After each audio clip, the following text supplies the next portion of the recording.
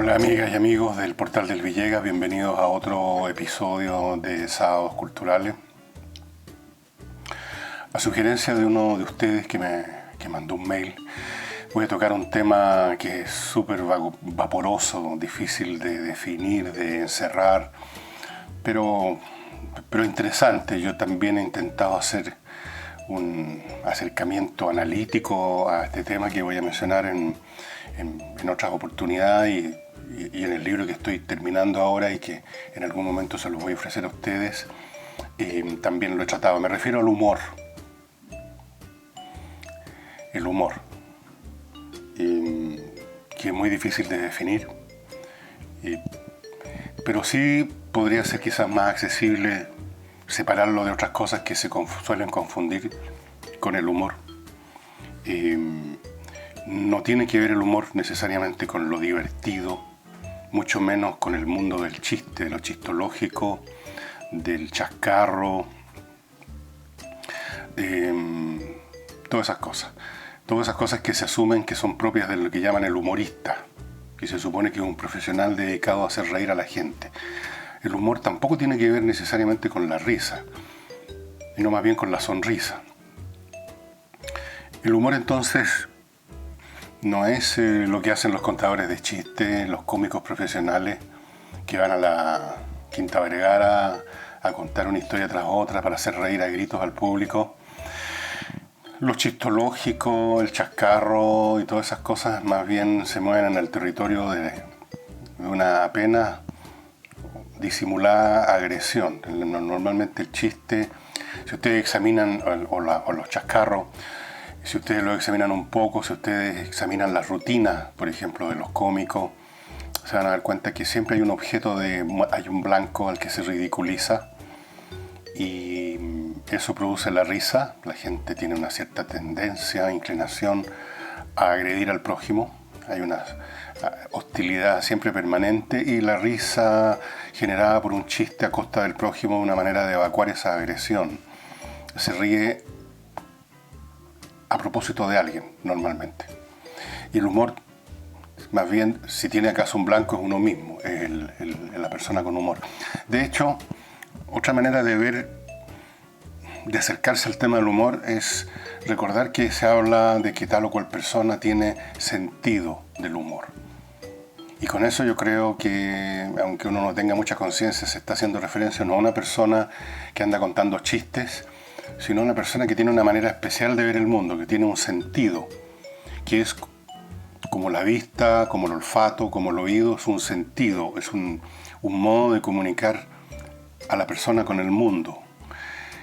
Y eso me parece una aproximación bastante más acertada que buscar una definición o entender el humor con la risa y con lo chistológico.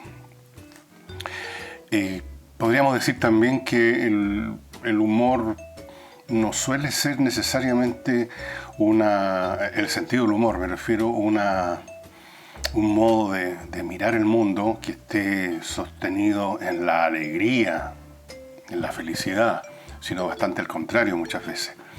Y este modo de encarar el mundo entonces, que es el humor, creo yo, esta manera que diferencia a la persona con sentido del humor del que no lo tiene, quizás podríamos también empezar a acercarnos por otro lado para ir más o menos circunscribiendo el terreno,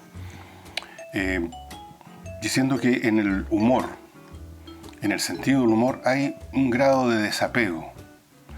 La persona, por ejemplo, que es capaz de mirarse a sí misma con una sonrisa por las cosas absurdas que ha hecho, es por definición una persona que ha sido capaz de separarse de sí misma, de no tomarse en serio, de contemplar con la mirada del intelecto puro la naturaleza de lo que ha hecho o lo que ha dicho y considerándolo en su relación con todas las lógicas que se entrelazan en este mundo, vislumbrar por lo tanto su posible absurdo y verlo con claridad a pesar de que le compete a él mismo. La persona con humor entonces mira distanciadamente las cosas y por eso puede ver las incoherencias no de la naturaleza, que es lo que es, simplemente no hay humor en la naturaleza, sino que las incoherencias de nuestra conducta en el medio de la naturaleza, del mundo. El humor es entonces bastante más escaso de lo que se supone, porque supone una cosa que es bastante escasa también, que es la inteligencia. El humor no está presente en la mente de una persona de poco calibre intelectual. Otra manera de aproximarnos a este territorio es verlo al revés.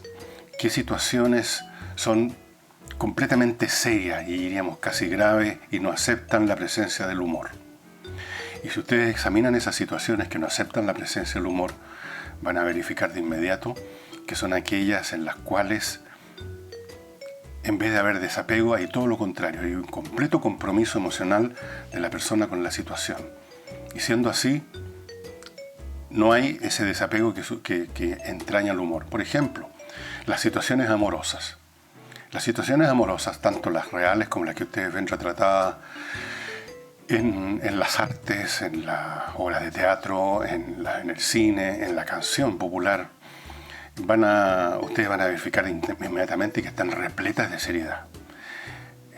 Las relaciones amorosas que han dado lugar a tantos dramas y dramones, a tantos suicidios, pistoletazos, devuélveme el collar de mi madre. Vean ustedes, la letra de la canción popular normalmente no hay mucho humor. El asunto amoroso es la presencia número uno de prácticamente toda canción de humor. El tema número uno es el amor, y en el amor no hay ninguna broma, no hay ningún sentido del humor. Hay todo lo contrario, hay un sentido de la tragedia, del reproche, el resentimiento, el arrobo, cualquier cosa menos humor. ¿Por qué? Porque es la situación emocional que más compromete a la gente, que más la encierra en sí misma, en lo que quiere, en lo que desea. Y por supuesto, una situación así, en una circunstancia como esa, no hay ningún resquicio para mirar desde atrás con humor. De manera tal que en el amor, ustedes vean el cancionero, escuchen cualquier canción popular, todas son de amor, y se van a dar cuenta que no hay ningún elemento de humor. Todo lo contrario, reina una grave seriedad, gravísima seriedad. Vean ustedes en las películas, cuando el jovencito y la jovencita se van a besar, por ejemplo, o se miran a los ojos, todo es serio, los ceños fruncidos, ruedan las lágrimas, caras de cordero, ojos de cordero degollado, humor cero. Así es que el humor es un poco una actitud, es una forma de mirar el mundo basada en el intelecto puro y que tiene como objeto procesar la naturaleza de ese mundo que está siendo observado de esa manera para superarlo, porque el mundo en sí mismo en su esencia es sufrimiento. Y eso lo decía uno de los personajes al cual se considera uno de los grandes humoristas, o sea, un fabricante profesional de risas en el campo de la literatura y del cual vamos a hablar en unos momentos más, que es Mark Twain, el autor de Tom Sawyer, Huckleberry Finn, un yankee en la corte del rey Arturo y otras novelas, y en tantas cosas que escribió, muchísimas, ya hablaremos de él. En alguna oportunidad, porque se le preguntó miles de veces cómo él podía definir o concebir el humor, y no me acuerdo las frases como lo dijo exactamente, pero en alguna oportunidad dijo, por ejemplo, que en el cielo, donde no hay ningún sufrimiento, no hay humor tampoco. El humor supone que hay un grado de sufrimiento, que la vida es sufrimiento, y en el humor, tratando de mirar a la distancia eso, de poner en perspectiva nuestra vida, y por lo tanto al ponerla en perspectiva, relativizarla, es un modo de procesar ese sufrimiento. Porque claro, es evidente, al revés, si uno no se desapega de las circunstancias de la vida, el sufrimiento aumenta exponencialmente. Entonces, así como algunos procesan las miserias de la vida con un activismo que no termina nunca, personas que viven en causas o corriendo de un lado para otro, iniciando nuevos proyectos, como arrancando del estar en reposo, mirando lo que es realmente el mundo. Hay otros que tal vez hagan eso también, nadie es todo el tiempo humorista o todo el tiempo activista, digamos. tienden a mirarlo con desapego y esa es la persona con la sonrisa. La sonrisa que pone en relatividad los asuntos humanos. Yo quiero ponerle ahora un ejemplo que lo he puesto 1000 veces, pero me parece bueno, así que lo voy a poner de nuevo para poner en contraste estas dos situaciones, la extrema seriedad y gravedad y el humor. Están ustedes en la playa, ustedes son padres de familia, madres, y sus niñitos están en la orilla haciendo un castillo. Ustedes los están mirando hacer su castillo. Fíjense ustedes la seriedad con que los niños se involucran en un juego. ¿Han visto algo más serio que un niño involucrado en un juego? ¿Cómo están de reconcentrados? Es muy interesante. Bien, tenemos entonces estos niños haciendo un castillo, serio, poniéndole conchitas, armándolo cada vez más bonito. De pronto viene una olita y el castillo se desarma. Y el niño se pone a llorar. ¿Y qué hacen ustedes?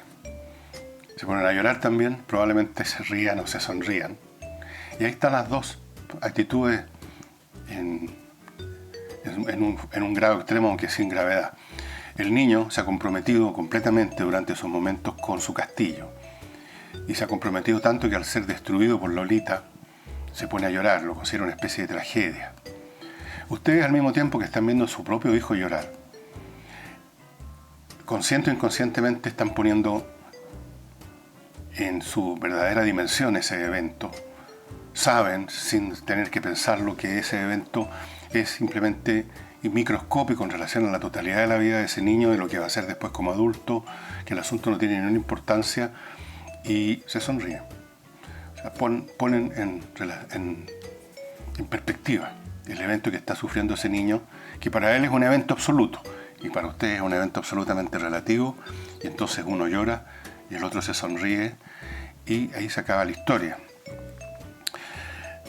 El humorista, o más bien dicho, la persona que se le adjudica el sentido del humor, digamos mejor, porque el humorista es otra cosa, es un nombre que no corresponde a lo que estoy hablando. El humorista es un contador de chistes o de rutinas cómicas, normalmente a costa de alguien, para producir risa. No tiene nada que ver entonces con el humor, casi dirían son cosas opuestas.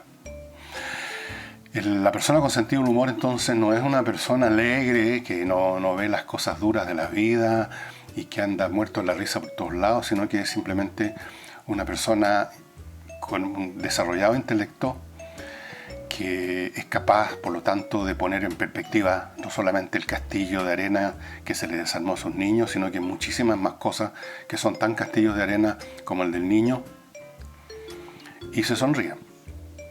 Lo ven en perspectiva. Hay miles y millones o trillones de anécdotas sobre esto, algunas de personas conocidas, otros de no. A mí me parece, por ejemplo, una maravillosa manifestación de humor lo que sucedió una vez a finales del siglo XIX en Inglaterra, cuando un señor que era bastante conocido, no sé el nombre, no es una persona célebre que yo sepa, era un individuo del club, de la gente linda de Londres, alguien del tipo de personas que era invitado a los bailes o un miembro de un club. Bueno, entonces el Times tuvo una información equivocada y publicó un día X que este caballero había fallecido. Que habían informaciones de que fulano de tal acababa de fallecer en su cottage ubicado, qué sé yo, en Birmingham. Entonces este señor no se había muerto y mandó una carta aclaratoria al Times que decía lo siguiente: las noticias relativas a mi muerte son algo exageradas. Ahí tienen ustedes humor en toda su algo exagerada. Fíjense la expresión algo, como convierte todo el asunto en relativo y divertido. Porque el humor también puede ser divertido, no solamente provoca una sonrisa, puede provocar una risa eventualmente, aunque su territorio natural es la sonrisa.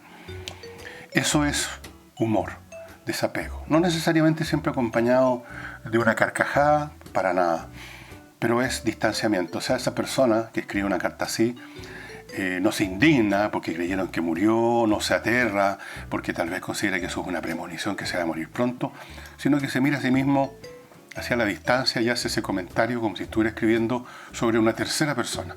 Las noticias acerca de mi fallecimiento son algo exageradas. Y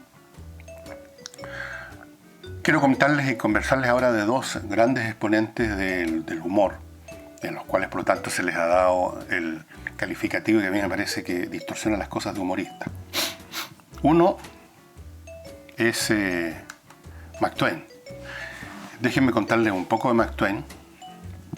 Quizás ustedes han leído algunos de sus libros de niños, porque alguna gente supone que Mark Twain es un escritor de libros para niños, por esto de Tom Sawyer, Huckleberry Finn, pero para nada. Bueno, este señor, yo considero quizás el más grande escritor norteamericano, nació en noviembre 30 de 1835 y murió en abril de 1910, y su verdadero nombre era Samuel Langhorne Clemens. Mark Twain es un nombre de pluma que se puso él y que tiene su origen en el hecho de que en alguna de las peripecias de su muy repleta de peripecias, muy repleta, una vida muy azarosa, hizo muchas cosas distintas, viajes. Bueno, en una de las fases de esa vida tan peripatética, Samuel Clemens decidió convertirse en piloto de estos barcos a paleta, a vapor y a paleta, que ustedes han visto en películas, con las ruedas a los lados así, que circulaban por el río Mississippi. Y para eso si uno quería convertirse en piloto, uno tenía que pagarle a un piloto que ya era tal, una especie de matrícula, y uno estaba mucho tiempo aprendiendo el oficio, que era muy complejo, no por por el barco mismo, sino por el río. El río Mississippi es enorme, uno de los ríos más grandes del mundo, si no es acaso el más grande. Recorre cientos y cientos y cientos de kilómetros y es muy cambiadizo. En un momento dado, en tal o cual giro, de los miles de giros y curvas, hay una zona que está casi cegada por el limo, por los detritus que está permanentemente arrastrando el río, y por lo tanto el barco no puede pasar por ahí porque encallaría, y al día siguiente quizás esta zona llena de arena, de ramas de árboles, ha cambiado para acá. Entonces es un aprendizaje no teórico, sino que práctico de todas las peripecias, los cambios, las transformaciones del río. Entonces hubo un tiempo en que Samuel Clemens quiso ser piloto de estos barcos, y ahí fue donde escuchó una frase que era Mark Twain, que era lo que gritaban los marinos al piloto que estaba atrás en la cabina, como en la mitad de estos barcos. Entonces un tipo iba adelante en la proa, sondeando. Y Mark Twain quería decir que habían 2 brazas de profundidad de agua debajo de la quilla del barco. Mark Twain. No me pregunten por qué Mark Twain, quizás cuál es el origen inicial de la frase que termina, como ustedes saben, las frases se van transformando, una frase que se repite, se va transformando. Por ejemplo, en Chile, a propósito de cosas marinas, se hablaba hace muchos años del watchman, el watchman en los puertos. Y el watchman venía de watchman, el hombre que vigila. Y con el tiempo se convirtió en watchman. Bueno, Mark Twain viene de alguna parte, y a Samuel Clemens le pareció divertido este asunto, y en algún momento, cuando inició su carrera literaria, que no la inició de inmediato, se puso Mark Twain. Ese es un apodo, entonces un nombre de pluma, como dicen. Bueno, Mark Twain, yo lo comencé a conocer como todos, como niño, con Tom Sawyer. Eso era por lo menos en los años en que los niños recibían libros de regalo. Ahora uno le regala a los niños un libro y te lo tiran por la cabeza, están esperando un tablet. Pero en esos años gloriosos, candorosos, los niños todavía recibían a veces del tío, de la mamá, un libro. Y a mí me deben haber regalado un Tom Sawyer. Después, ya de viejo, de mucho mayor, volví a Mark Twain y leí varios de sus libros, de sus obras, no todas porque es mucha la producción que tuvo, y me di cuenta que no era precisamente para niños la literatura de Mark Twain. Por supuesto, a cualquier obra literaria usted le puede meter tijera, amputarla, ahuevonarla, esa es la palabra, simplificarla y convertirla en un libro para niños, suponiendo que los niños son unos entes medio lesos, ¿no es cierto?, a los cuales hay que darle esta papilla procesada por un editor que llama literatura infantil, y que yo encuentro lo peor que se le puede dar a un niño para leer, la literatura infantil. Y claro, usted puede convertir cualquier libro. El Quijote, por ejemplo, tampoco es un libro para niños, a mi juicio, que todo lo contrario. Creo que es un libro que uno lo empieza a apreciar ya después de los 40 o 50 años, la verdad. Y sin embargo, hay millones de ediciones con monitos, por supuesto, siempre el monito del pobre Quijote atacando al molino de viento. Y hay muchas ediciones para niños, pero no es un libro para niños. Un niño no puede apreciar el Quijote así de simple. Y Mark Twain no es una literatura para niños, es una literatura donde tras la apariencia de esta mirada, tras las peripecias de Tom Sawyer, de Huckleberry Finn y de todos los personajes que se pueden mover en sus libros, hay un sentimiento de la brutalidad de la vida salvaje. Por ejemplo, Huckleberry Finn. Huckleberry Finn es el amigo de Tom Sawyer. Los dos se embarcan en un pontón, en una balsa, y van a recorrer el Mississippi. Se parten de su caserío donde viven, y se lanzan a aventurar por el río. El río es tan grande, tan largo, y hay tantas poblaciones en distintas zonas de Estados Unidos que es como recorrer el mundo. Al recorrer el Mississippi, esos niños estaban recorriendo el mundo. Veían distintas clases de personas, distintas clases de pueblos. Y esa mirada al mundo de estos niños, el mundo aparece como un lugar brutal, donde brutal no por la naturaleza, brutal por los seres humanos, que son bastante brutales. En los seres humanos lo que abunda no es el amor, la caridad, la inteligencia, sino que abunda la estupidez, el egoísmo, la rabia, el resentimiento, la mala leche, la envidia. Eso es lo que predomina. Esa es la realidad. Y eso es lo que ven Tom Sawyer y Huckleberry Finn. Pero claro, procesado por Mark Twain, por Samuel Clemens, puede parecer como algo bastante divertido, pero no lo es para nada. Y en algún momento Mark Twain, como les digo, dijo que en el cielo no hay risa, no hay humor, porque no hay tragedia. Y en otra parte dijo derechamente que, si no me equivoco, que el humor es esta manera de tratar de salvar el día, por así decirlo. El libro que yo tengo ahora de Mark Twain son 2 volúmenes de esta rica colección. Yo no sé si existe todavía esta editorial, ojalá que sí. Me costaron, aquí está el precio, los compré de viejo, no hace mucho, esta edición, la editorial Aguilar. Ahí está la foto de cuando tendría unos 30 o 40 años Mark Twain, que tuvo una vida muy triste. Se le murieron 3 hijos, o sea, un hijo guagüita todavía y 2 hijas que amaba. Una de ellas parece que era deslumbrantemente inteligente, y mientras Mark Twain estaba viajando con su mujer, porque hizo muchas giras, entre otras cosas para dar charlas. Una de las principales fuentes de ingreso de Mark Twain fueron las charlas. Hacía morirse de la risa a tremendas audiencias. Y en uno de esos viajes recibió la noticia que su hija estaba muerta, estaba muriendo, y cuando llegó de vuelta, estamos hablando de una época en que no habían aviones, se demoró el barco y ya estaba enterrada su hija. Fue una tragedia espantosa. Después otra hija, que no era tan deslumbrante, pero era una hija una hija como son las hijas con los papás, que lo cuidó, lo atendía, y también Mark Twain tuvo que ver su muerte. O sea, tuvo una vida bien dura. Fuera de las cosas que vio en las muchas peripecias, porque este hombre hizo de todo en la vida, fuera de tratar de aprender a ser piloto de estas embarcaciones a vapor en el Mississippi. Fue periodista, escribía, ahí empezó a escribir. En un momento dado se dedicó a buscar oro durante la época de la fiebre del oro en California. ¿Qué no hizo Mark Twain? ¿Qué no hizo? Un hombre de una vida muy rica. Creo que inventó una cosa, también una especie de una agenda especial, no sé, pero era básicamente un literato y un hombre nada de tan alegre como algunos podrían creer. Y el otro personaje que quiero recordarles hoy día, otro autor que me tocó conocer de puber, digamos. O sea, empecé a leer a este personaje pre-puber.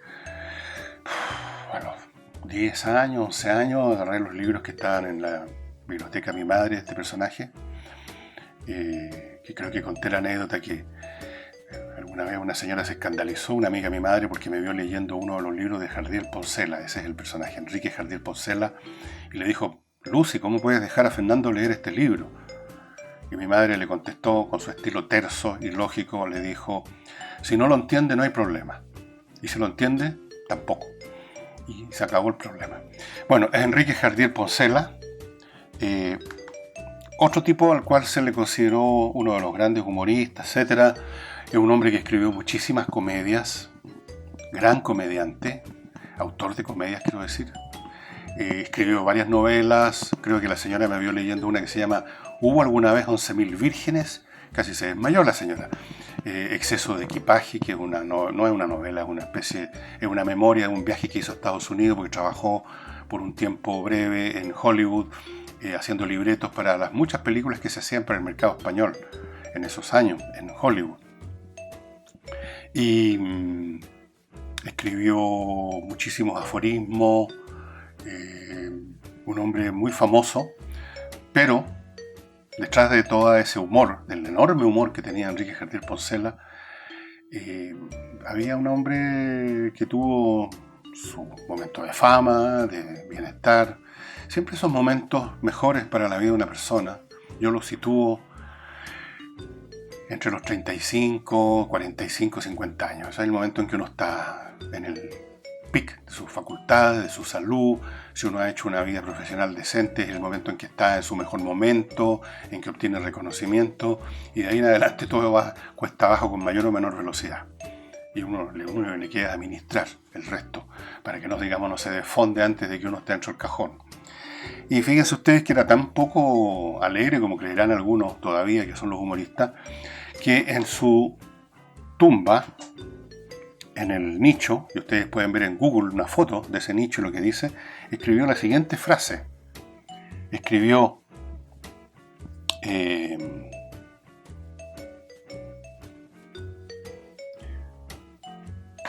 la siguiente frase, no, me acuerdo de memoria. Si queréis recibir los máximos elogios, moríos. Murió el 18 de febrero, un día antes que yo naciera, así que yo soy una reencarnación de él, pero no, de 8 años. Él murió el 18 de febrero de 1952 en la total pobreza, en la ruina, sin amigos, lo abandonó todo el mundo. No me cabe ninguna duda que cuando era célebre, cuando le iba bien, estaba rodeado de estos amigos de ocasión, esos amigos que rodean a las personas que les está yendo bien, que son más o menos famosas y que lo acompañan a los bares. Por supuesto, el famoso es el que paga la cuenta y que lo andan como un cortejo a su alrededor. Pero una vez que se acaba la fama y se acaba el dinero para pagar los tragos en el bar, se acaban los amigos. Murió solo, abandonado por todos sus amigos y en la ruina, y con un cáncer a la laringe. Ese fue el fin de Enrique Jardiel Poncela, que, como les digo, hizo reír a España y el mundo por muchos, no tantos años, dado lo joven que murió. Sí, 18 de febrero de 1952, a los 50 años de edad. O sea, él nació en 1902. En su nicho figura como frase suya: si buscáis los máximos elogios, moríos. Ahí lo tenéis, Enrique Jardiel Poncela, uno de los grandes dramaturgos que después, por muchos años, fue completamente olvidado. Pero ahora está renaciendo. Una hija mía que anduvo por España me trajo una edición reciente. Una buena señal del renacimiento literario es que las editoriales empiezan a interesarse en publicar nuevas ediciones. Me trajo una nueva edición de una de sus comedias y yo recomiendo a Enrique Jardiel Poncela. Es un tremendo comediante. No solamente escribió comedias muy divertidas, sino que muy geniales. El hombre inventó varios procedimientos teatrales que fueron muy novedosos y que están presentes en el teatro actual sin que nadie se acuerde quién los inventó. Como sucede con los inventos exitosos, es que simplemente entran en la corriente principal del arte o de la ciencia en cuestión y muchas veces se olvida quién la desarrolló. Eso es una señal de éxito. es la humanidad la que se apropia de algo y por lo tanto el primero que se le ocurrió eso a veces se acuerdan y muchas veces no. Y en el teatro moderno muchas de las cosas que desarrolló Enrique Jardín Poncela desaparecieron completamente. Y una última cosa para decir, yo he tratado siempre de este tema del humor, me ha interesado siempre mucho, así que le he dado muchas vueltas. Y otra cosa que concluí en un momento dado cuando me pregunté, bueno, el desapego, ¿en qué consiste el desapego que he mencionado al principio de esta conversación? Me imagino que si uno es creyente, yo no soy creyente, pero si uno es creyente, me imagino que es el desapego divino. Porque yo creo que si Dios existe, no es esa especie de tío o abuelo que está permanentemente cuidándonos, sino que es más bien un contemplador, que no se ocupa tanto de salvar a nadie porque sabe que esos otros, esas criaturas son parte del juego cósmico, parte del juego de Dios, que no hay daño ninguno en lo que les pasa realmente, porque todo revierte a él mismo una vez más. Entonces ese desapego, esa mirada, es la mirada un poco divina, y cuando uno tiene ese desapego, cuando uno mira las cosas esa, como decían los latinos, subespecie eternitate, bajo la perspectiva de la eternidad, y pone las cosas en su proporción, y pone los eventos humanos que son tan ridículos en general en proporción,